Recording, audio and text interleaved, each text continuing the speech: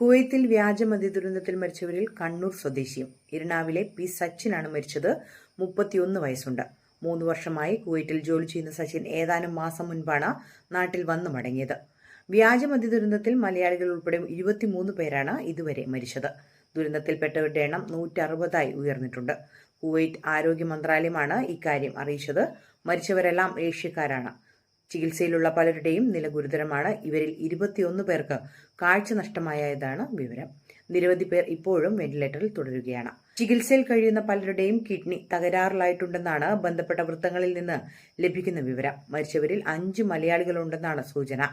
4 തമിഴ്നാട് സ്വദേശികൾക്കും ആന്ധ്രാപ്രദേശിൽ നിന്നുള്ള 2 പേർക്കും ഉത്തർപ്രദേശിൽ നിന്നുള്ള ഒരാൾക്കും ജീവൻ നഷ്ടമായി. മരിച്ച പ്രവാസികളുടെ മൃതദേഹം നാട്ടിലെത്തിക്കുന്നതിനുള്ള നടപടികൾ പുരോഗമിക്കുകയാണ്.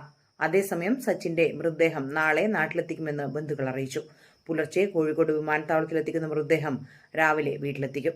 സംസ്കാരം പിന്നീട്. ഇരിണാവ് CRCക്ക് സമീപം പൊങ്കാരൻ മോഹന്റെയും ഗിരിജയുടെയും മകനാണ് മരിച്ച സച്ചിൻ. ഭാര്യ ഷിബിന, മകൾ സിയ.